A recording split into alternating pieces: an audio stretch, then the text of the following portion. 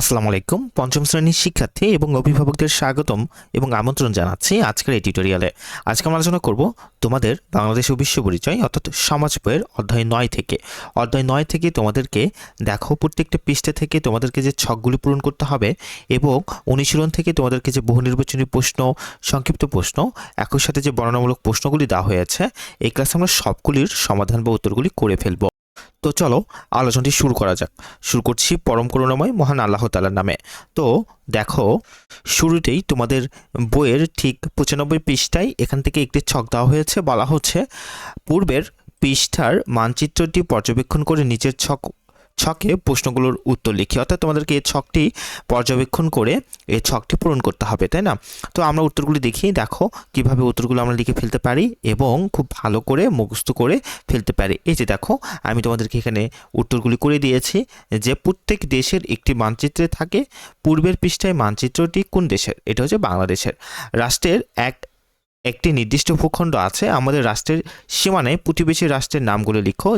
তারা হচ্ছে ভারত ও মায়ানমার। রাষ্ট্র পরিচালনা করে সরকার। আমাদের সরকারের নাম কি? আমাদের সরকারের নাম গণপ্রজাতন্ত্রী বাংলাদেশ সরকার, তাই না? আচ্ছা, এরপরে চলে আসো তোমাদের বইয়ে দেখতে পারবে ঠিক এর নিচেই তোমাদেরকে বলা হচ্ছে অনুচ্ছেদটি পড়ে রাষ্ট্রের উপাদানগুলো খুঁজে বের করি ও নিচের চিত্রে লিখি।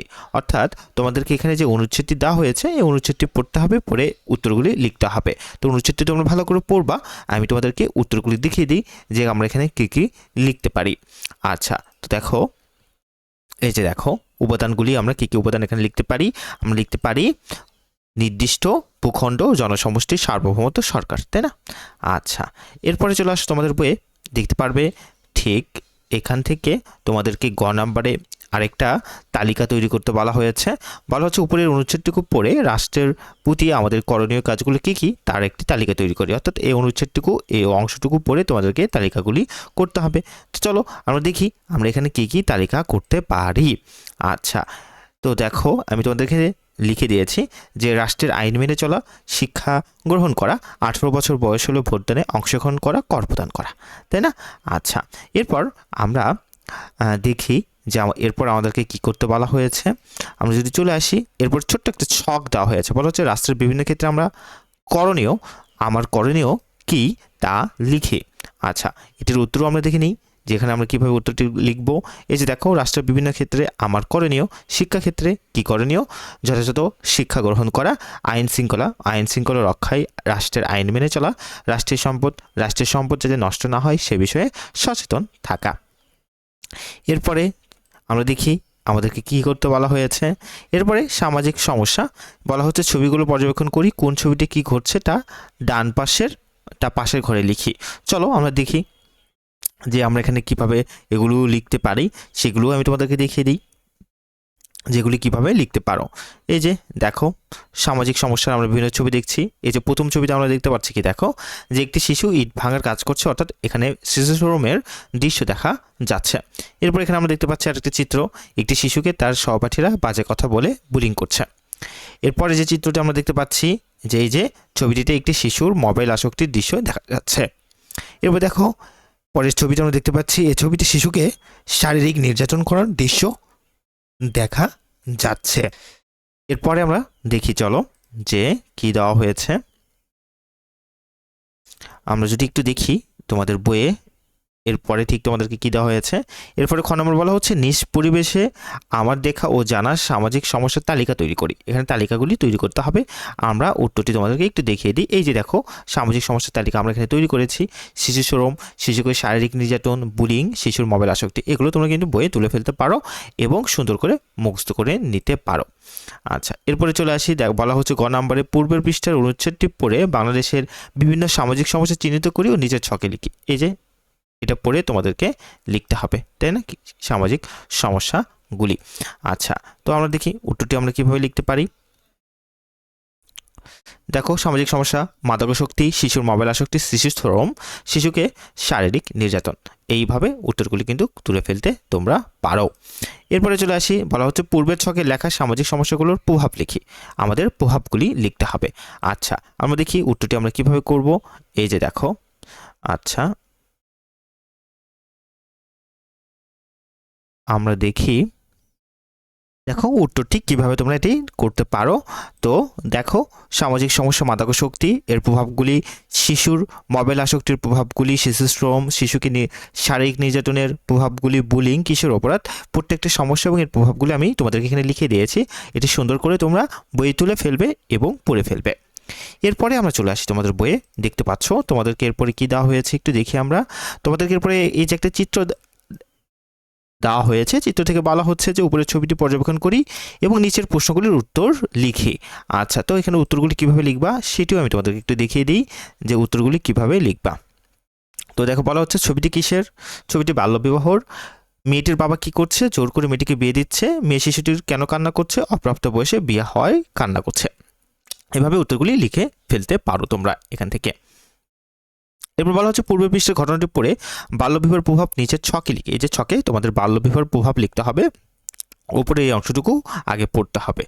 আচ্ছা, তো আমরা দেখি বাল্যবিবাহের প্রভাবগুলি কী কী আমরা লিখতে পারি। এখানে তোমাদেরকে আমি দেখিয়ে দিই, তোমরা সেভাবে লিখে ফেলবা এবং মুখস্থ করে ফেলবা। এই যে পারিবারিক অশান্তি, অপরিণত বয়সে সন্তানের জন্ম দেওয়া, মায়ের অপরিণত বয়সে জন্ম নেওয়া শিশুর অপুষ্টিতে ভোগা।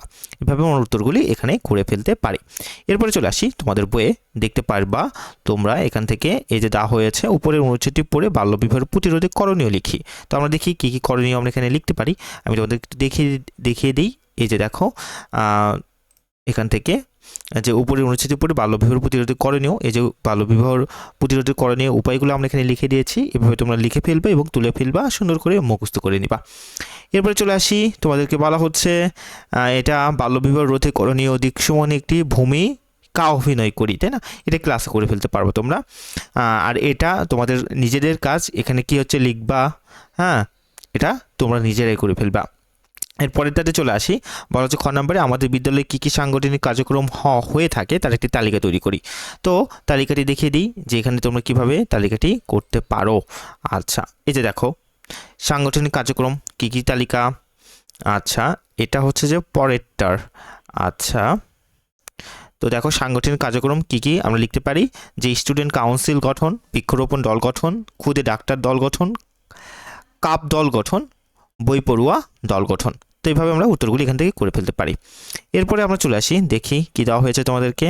এরপরে তোমাদেরকে গ নম্বর বলা হচ্ছে উপরে নাজিবা, ইহান, তপু, আরিশার বক্তব্যের আলোকে বিদ্যালয়ের সাংগঠনিক কার্যক্রমের গুরুত্ব লিখি। তো এখানে আমরা গুরুত্বগুলি লিখি, দেখি আমরা কী কী লিখতে পারি এখানে, সেভাবে তোমাদেরকে আমি দেখিয়ে দিই। দেখো এই যে সাংগঠনিক কার্যক্রমের গুরুত্ব, ক্রমিক নাম্বার দিয়ে কিন্তু গুরুত্বগুলি আমি পাশে আমাদেরকে লিখে দিয়েছি। যে এক, আমাদেরকে সহযোগিতা করতে শেখায়, মানুষের প্রতি সহনশীল হতে শেখায়, সময় মতো কাজ করতে শেখায়, পরিবেশ সম্পর্কে সচেতন হতে শেখায়, দলগতভাবে কাজ করতে শেখায়। এভাবে কিন্তু তোমরা এগুলি করে ফেলতে পারবে। এরপরে চলে আসি আমরা, দেখো ঘ নম্বরে বলা হচ্ছে যে উপরের ছকের গুরুত্বের আলোকে আমার নিজের মধ্যে নেতৃত্বের কী কী গুণাবলী দেখতে চাই তার একটি তালিকা তৈরি করি। তো দেখি আমরা কিভাবে আমরা এই তালিকাটি করতে পারি, উত্তরটি কিভাবে লিখব তোমাদেরকে আমি একটু দেখিয়ে দিই। এই যে দেখো তালিকাটি করে দিয়েছি। ১, সহযোগিতাপূর্ণ মনোভাব, ২, সহনশীলতা, ৩, সময়ানুবর্তিতা, ৪, সকলের সাথে সুসম্পর্ক বজায় রাখা। এরপরে চলে আসি তোমাদের বইয়ে, দেখি কি দেওয়া হয়েছে। এই যে তোমাদেরকে এরপরে দেখি আমাদের কি দেওয়া হয়েছে। এই যে ক নম্বর বলা হচ্ছে আমেনা বেগম, অমিত রহমানের সুযোগ সুবিধাগুলো পড়ি এবং তাদের মানবাধিকার তালিকাগুলি করি। আমরা দেখি তালিকাগুলি আমরা কি কি করতে পারি, উত্তরটি তোমাদেরকে দেখিয়ে দিই। আচ্ছা, এই যে দেখো তালিকাটি এখানে করা আছে। হ্যাঁ, এপাশে লিখে দিয়েছি শিক্ষার অধিকার, আর এপাশে হচ্ছে যে তোমার মানবাধিকারগুলো কী কীভাবে তোমরা লিখতে পারো সবগুলো কিন্তু এখানে লেখা আছে। এভাবে তোমরা বইয়ে তুলে ফেলবা বা পড়ে মুখস্থ করে নিবা। আচ্ছা, বোঝা গেল কি? এইভাবে করে ফেলবা। আচ্ছা, এরপর আমরা চলে আসি তোমাদের বইয়ে, দেখি এরপরে কি দেওয়া হয়েছে। এরপরে তোমাদেরকে আরেকটা ছক দেওয়া হয়েছে, মানবাধিকার রক্ষার উপায়গুলি কী কী সেটি লিখতে হবে। এটিও তোমাদেরকে দেখিয়ে দিই, সেভাবে তোমরা তুলে ফেলবা এবং করে ফেলবা। আচ্ছা, এই যে দেখো মানবাধিকার রক্ষার, আচ্ছা এটা আগেরটা, পরের উত্তরটি তোমাদেরকে দেখিয়ে দিই। এই যে মানবাধিকার রক্ষার উপায়গুলা এখান থেকে সুন্দর করে তুলে ফেলবা এবং দেখে ফেলবা। এরপরে চলে আসি তোমাদের বইয়ে, দেখি কি দেওয়া হয়েছে। এরপরে এই যে আরেকটা ছক দেওয়া হয়েছে গ নম্বরে, কেন মানবাধিকার লঙ্ঘিত হয়েছে। এর উত্তরগুলো আমি তোমাদেরকে একটু দেখিয়ে দিই। দেখো কিভাবে এখান থেকে করে ফেলবা এবং তুলে ফেলবা। এই যে দেখো উত্তরটি, এভাবে তোমরা উত্তরটি এখান থেকে লিখে ফেলবা বা করে ফেলবা। এরপরে চলে আসি ঘ নম্বরে, সর্বশেষ সম্ভবত এটা, যে বলা হচ্ছে বাংলাদেশে আমার বিদ্যালয়ে প্রদর্শনের জন্য পোস্টার মানবাধিকার রক্ষার স্লোগান তৈরি করি। তো এখানে কী কী স্লোগান তৈরি করবা এটা আমি তোমাদেরকে একটুখানি দেখিয়ে দিই, দেখো কিভাবে করবা এটা তোমরা। আচ্ছা, এই যে দেখো, এই যে এভাবে তোমরা প্রত্যেকটা চিত্রে লিখে ফেলতে পারো এবং মুখস্থ করে ফেলতে পারো। তো মোটামুটি তোমাদের ছক পূরণগুলি শেষ। এরপর আমরা তোমাদের মূল পড়াশোনায় চলে যাব, অনুশীলনের উত্তরগুলি আমরা পর্যায়ক্রমে দেখে ফেলি, চলো। আচ্ছা, এই যে দেখো অনুশীলনের উত্তরগুলো আমরা পর্যায়ক্রমে দেখে ফেলি। দেখো, প্রথমে দেওয়া হয়েছে সঠিক উত্তরের পাশে টিক চিহ্ন দিতে হবে। 1 নম্বর বলা হচ্ছে ভোট প্রদান করা নাগরিকের কোন ধরনের অধিকার? উত্তরটা হবে খ নম্বর রাজনৈতিক অধিকার। 2, নিচের কোনটি বুলিংয়ের উদাহরণ? উত্তরটা হবে ক নম্বর ব্যঙ্গ করে ডাকা। এরপর খ নম্বর বলা হচ্ছে দেখো সঠিক শব্দ বসে শূন্যস্থান পূরণ করো। আমরা উত্তরগুলি দেখে ফেলি, চলো, যে সঠিক শূন্যস্থানে আমরা কি বসাইতে পারি। তো এই যে দেখো সঠিক শব্দ বসে শূন্যস্থান পূরণ করো। 1 নম্বরে আমরা লিখতে পারি দেখো যে সামাজিক সমস্যা মানুষের স্বাভাবিক জীবনযাপন ব্যাহত করে, শূন্যস্থানে বসবে জীবনযাপন। 2, স্টুডেন্টস কাউন্সিলের মাধ্যমে নেতৃত্ব প্রদান করার দক্ষতা অর্জন করা যায়, শূন্যস্থানে বসবে নেতৃত্ব। 3, আমি স্বাধীনভাবে মত প্রকাশ করি, মানবাধিকার এটা আমার, এটা হচ্ছে শূন্যস্থানে বসবে মানবাধিকার। এরপরে আমরা চলে আসি, তোমাদেরকে কি দেওয়া হয়েছে, সত্য হলে তার পাশে স ও মিথ্যা হলে তার পাশে মি লিখি, তাই না?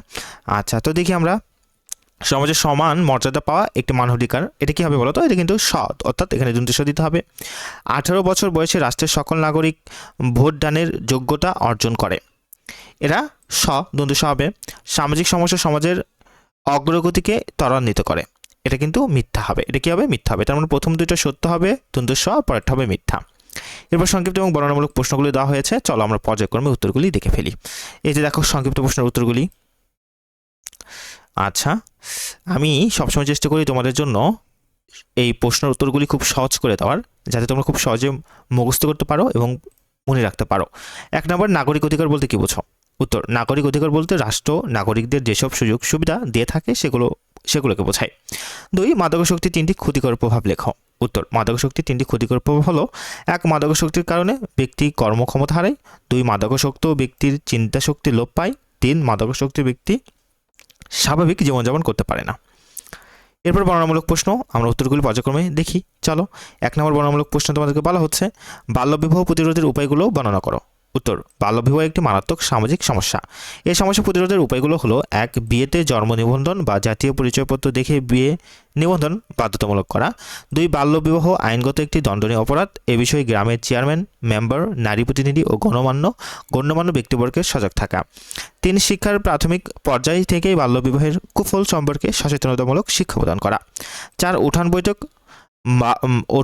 বৈঠক বা মা সমাবেশ করে বাল্যবিবাহের কুফল সম্পর্কে পরিবার ও সমাজকে সচেতন করা।